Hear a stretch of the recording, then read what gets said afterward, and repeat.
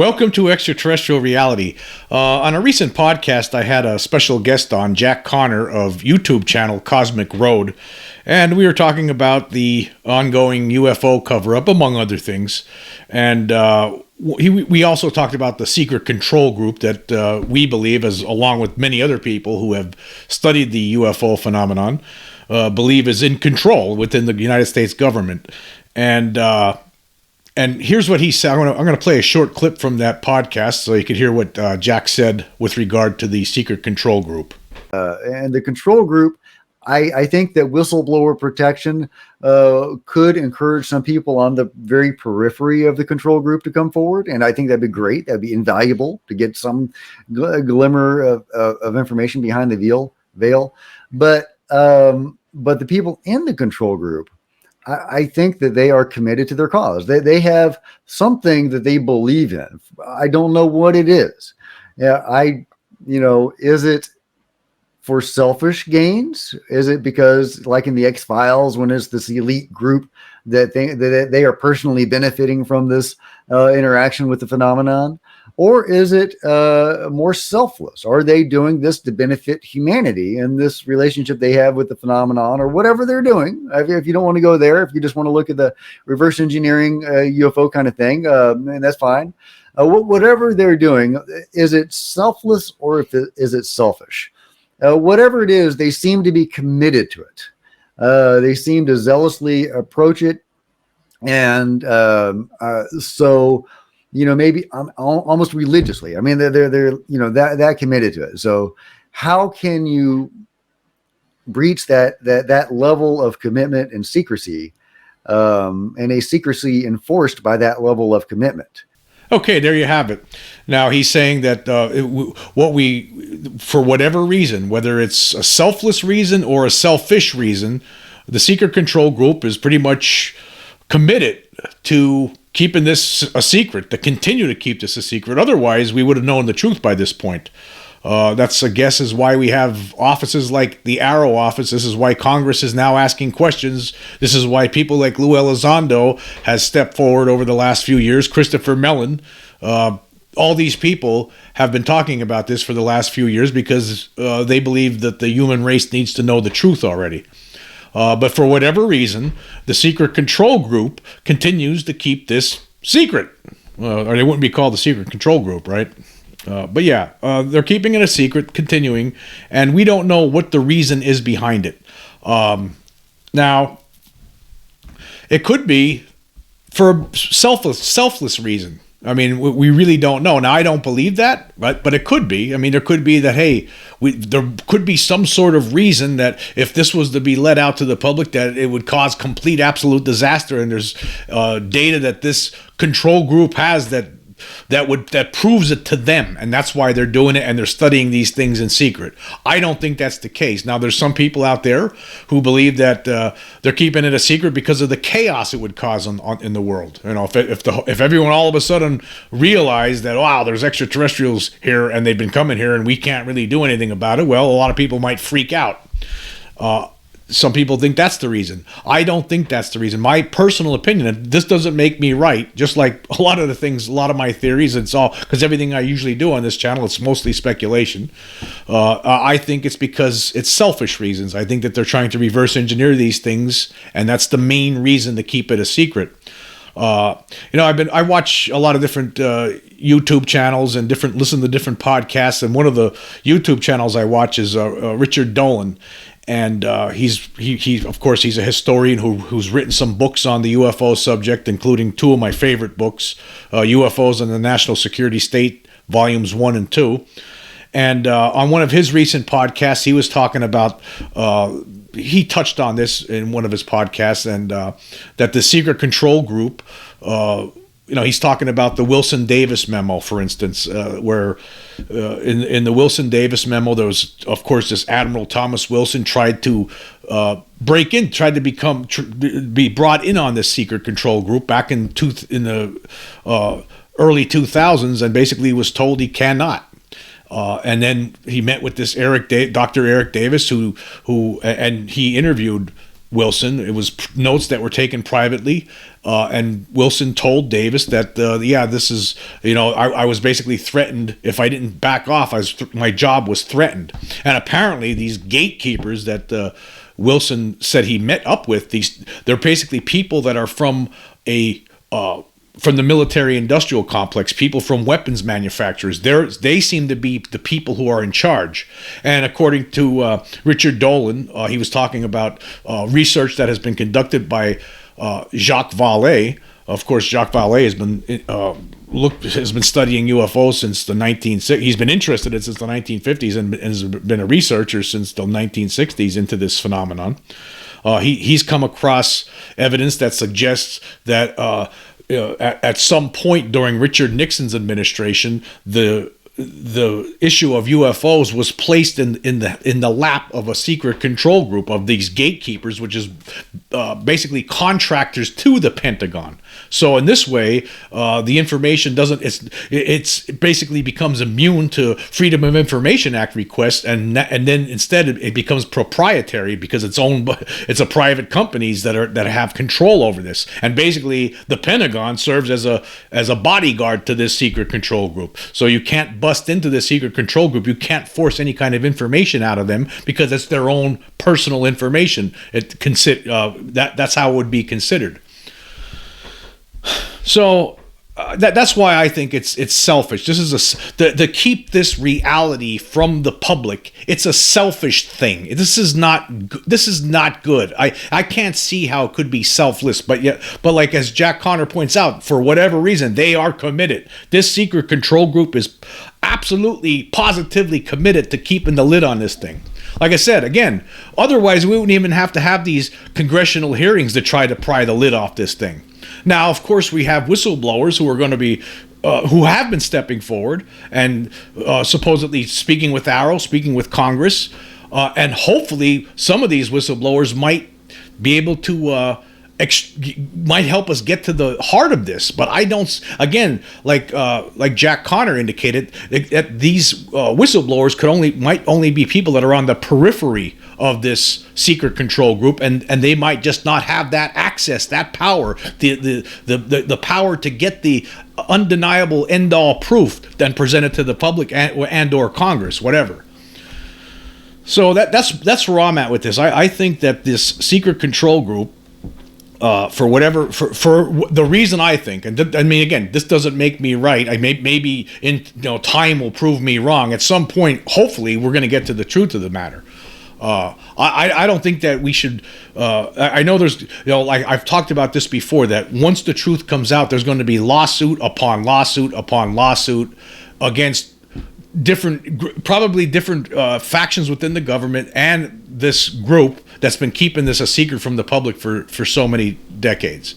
I don't think that would be the right move by anybody, because I think that once the truth does come out, I think we need to forget about the fact that it was kept secret for all these decades. I just want to get to the point where we get the truth out. That's what's important, not what happened in the past. What we need to get is move forward with the information, with the reality, so everyone is brought on board with the reality that we actually are living in. There's a presence here. There are things here coming from someplace, right, that aren't human, that are interacting with the human race, and that's what's the most important thing. Not filing lawsuits on things that happened in the past. Now, I do believe that what we should get once this information is brought forward is an accounting of things that happened in the past. I want to see the records from Roswell, for instance, and any other UFO crashes that have occurred, like the alleged Aztec crash of 1948. I'd like to know more about that. I want to know, for historical purposes, for the interest of the human race. I mean, we need to know about these things. We need to know, like, how many beings do they believe are coming here? How many do they know are coming here? I mean, we have no idea. I mean, when you look at the evidence, the different people that have testified, different witnesses, just civilian witnesses over the years, and some military witnesses, these people, when they talk about this stuff, they talk about the different sorts of they're all different kinds of aliens. Not all of them seem to be the same. They don't seem to come from the same place. Like, some of them, they look different. There's some that look more like human beings. There's some like are short grays. There are some that are like in that podcast I did just the other day that look like blue. They have a bluish coloring to them, and they look different than your traditional gray. There's reptilians. I mean, are they all part of the same team, or are they all coming from different places and up to different things? Are there good aliens or bad aliens? What does the government know? I think the people of this world deserve to know. This is it's interesting. It's reality, and we got to get out of this pretend reality that we're all living in, because we need to have officials that have been looking at this and studying this to finally present the proof that they've accumulated throughout these years, because this is absolutely absurd to go on like this. Of course, like I've always talked about, I know for a fact that there's extraterrestrials here because I've seen one of these beings. Okay, we'll say non-human intelligence, because I know some people out there believe it's ultra-terrestrial or interdimensional and all that. Like I said before, I'm just using extraterrestrial for now, because I think that, for one thing, I think that's where they are coming from, because it's most likely, right? I mean, they're most likely coming from someplace else. I mean, that's what it seems like. I mean, there's really there's more evidence that there's things out in space flying around. I mean, there's been images from NASA and things like that. These things have the ability to go into space. So obviously, if they have the ability to do that, and they have the ability to move at incredible speeds, I'm certain that these things have figured out a way to travel millions and millions of light years through space to get here. But again, that all remain. We could keep it as a placeholder, extraterrestrial, for now. I think that's what it is. But the bottom line is, we need to know this already. This has gone on far too long. Now there has been people. Again, we've talked about this before. Like I'm tired of hearing people saying that the truth is right around the corner. I really hope that they're right. I hope that before the end of this year, right, that something happens. Ross Coulthart recently, of course, UFO investigator from Australia.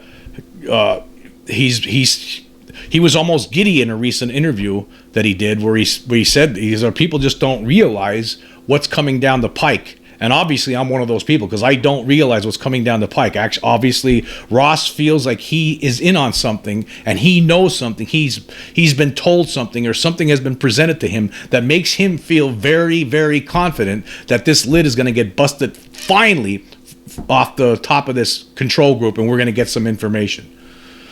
That's what it seemed like to me. You know, he seems like he's seen, and you know, these people like Ross Coulthart. I always bring this up. People like Ross Coulthart, people like Lou Elizondo, people like Jeremy Corbell, George Knapp, Christopher Mellon, the late Harry Reid. These people, I look at these people as ambassadors to this UFO phenomenon. At this point, I still believe in these people. I know, I believe they know something. They have some sort of inside track. Right, that's what it feels like, and if they're saying that, I'm really hoping that something's going to happen finally. That this is the year that something finally break. Now, a lot of I haven't been enthusiastic about this, but I'm hoping I'm wrong. I'm still not saying I believe it until I see it. Right, I'm not going to believe it. I got to make that clear.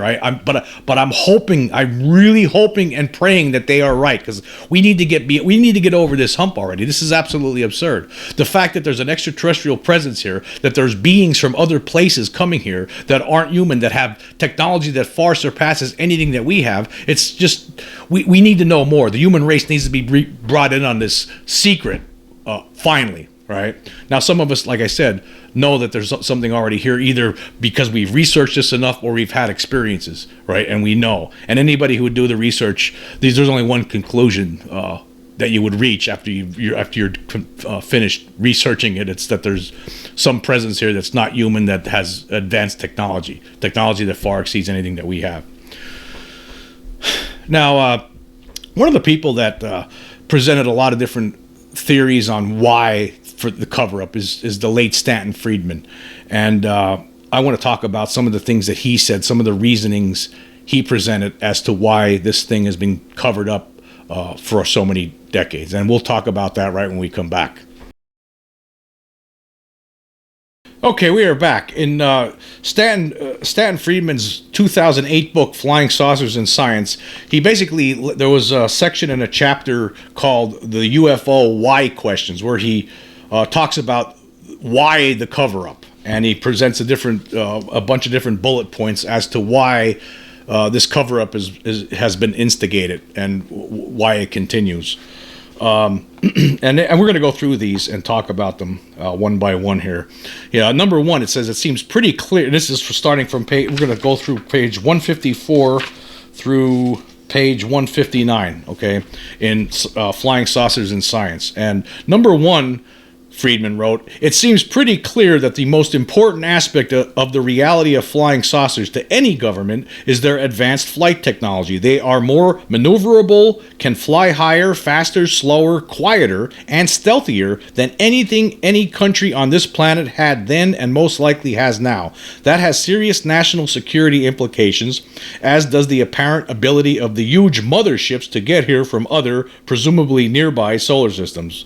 Yeah, this is just like we were talking about. I mean, it's obviously the implications that these things pose. You could understand why this cover-up was initiated. But again, I just want to point out that with that said, you still cannot, it's not right to continue to suppress this reality from the public. Anyway, number two. Should they decide to attack us, the aliens, we would likely be unable to defend ourselves against them. Well, that's true. I mean, that's true. I mean, if you accept that there's an extraterrestrial presence like I have, you realize, well, if they ever decided to attack us, well, we're not going to be able to defend ourselves against them. But we haven't really seen that. There hasn't been some large-scale attack on this planet ever since we've been talking about UFOs for the past 76 years. Nothing's happened yet. And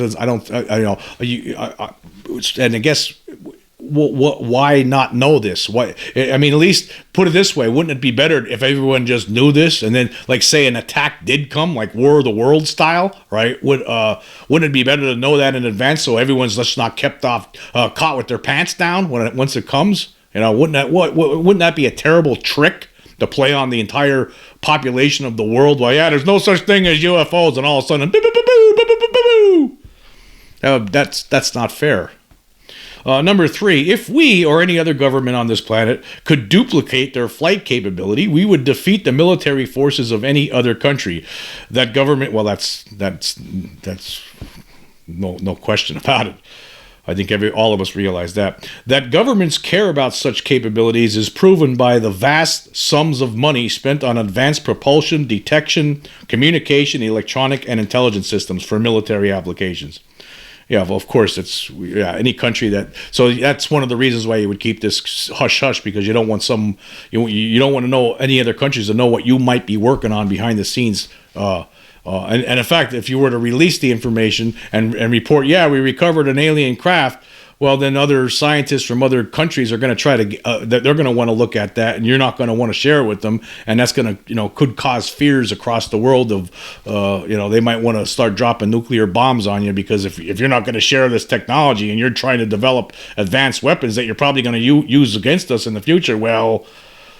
So you can understand that, but at the same time, I don't think that should matter, right? Because I think at the same time, we need to have this reality presented to the public already. Number four, we would be concerned that those controlling the saucers might join forces with any of the relatively primitive societies here on this planet. The United States, as the most successful, richest, most polluting, largest resource-utilizing country, would be a natural target for everybody.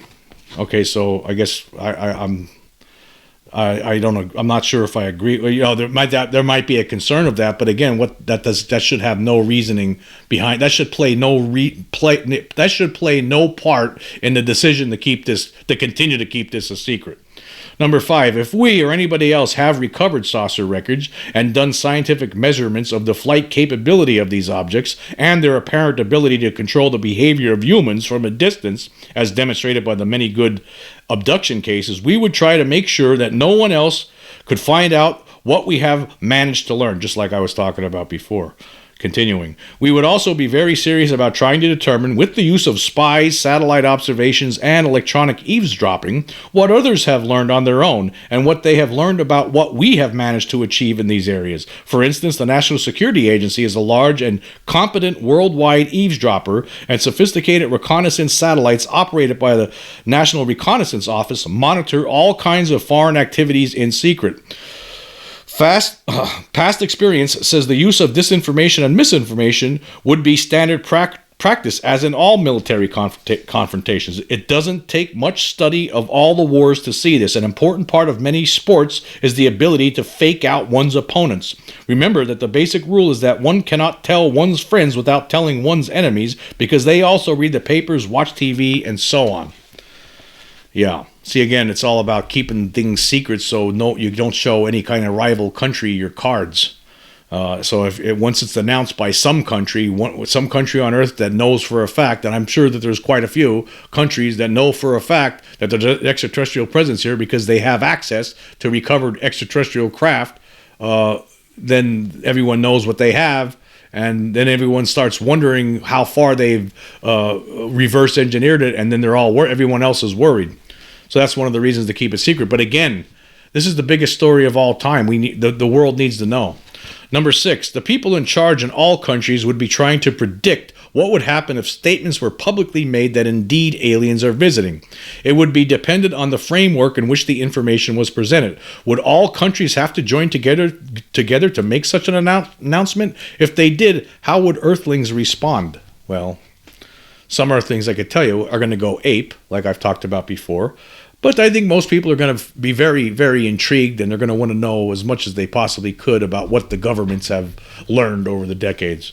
Number 7, over and over again, people have suggested that the major reason information has not been revealed is fear of panic, as dramatized by the Orson Welles radio broadcast in 1938 of the H.G. Wells' War of the Worlds, right? Personally, I don't think it is. First of all, War of the Worlds was presented as Martians destroying Earthlings. Yeah, he's completely correct about that. Of course, we all know that the Orson Welles broadcast of War of the Worlds, it was made to sound like it was actual reporting, but people who missed the beginning of it didn't realize it was just a radio drama, and then they tuned in late and they're hearing this and it sounds like a real thing is happening, like there's a real invasion from Mars. Again, I guess the point, this goes back to the point that I made earlier. Wouldn't it be better if everyone just knew it, just in the event that some race of aliens decides to attack us, rather than just everyone's caught off guard? I didn't know there was aliens. Now we're getting attacked all of a sudden. We're going to skip forward a little bit. Number 8, if the persons making such an announcement were highly respected, or at least not considered threatening in the way that the presidents of the United States, USSR, and China might be considered, say the Queen of England or the Pope, and added that international conferences were planned to consider the religious, economic, and political implications of the visitations, that might help. If there were suggestions that the aliens could help us heal the sick, feed the starving, and redistribute the wealth, this would be a threat to the powerful and a boon to the weak. You see, I presume that in all areas of technology, because we are so young on a cosmic timetable, our visitors are superior, not just in flying, but in eavesdropping, communications, medicine, and computation. I wonder what their reaction would be to the cover story on USA Today on November 6, 2007, noting that the average annual salary of major college football coaches exceeded $1 million, but 30,000 children died yesterday of preventable disease and starvation. No front page headlines for them. Well, that's a nice point, and that's just the way we humans are. I mean, that's how we are. Anyway, number 9, I presume that if such an announcement were made, no matter how carefully, church attendance would go up, mental hospital admissions would go up, and the stock market would go down, as uncertainty is always the enemy. I further expect, based on more than 600 college lectures, that many in the younger generation would immediately push for an earthling orientation rather than the nationalistic ones that are the rule on this planet. To some, that would be great. After all, we are all earthlings. But unfortunately, I can't think of any national government that would want its citizens to owe their primary allegiance to the planet instead of that individual government. Nationalism is the only game in town. People in power have a nasty habit of wanting to stay in power. Yeah, see, that's where it comes down to that, too. That you have to wonder, like why this is a reason why maybe many politicians would not want this information to be made to the public, because then people would start realizing, thinking things in a different way. Yeah, we're Earthlings. We're not. We're not just Americans or British or Russian or whatever, right? We're Earthlings, and these things coming here are whatever.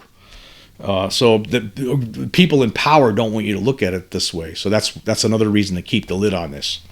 Number 10, some extremists in the Christian fundamentalist movement, such as Pat Robertson and the late Jerry Falwell, have loudly proclaimed that there is no intelligent life anywhere but on Earth, and that this UFO stuff is the work of the devil. Kind of an insult to God to think that this is the best she can do. They would be up the creek politically if an announcement of alien visitations were made.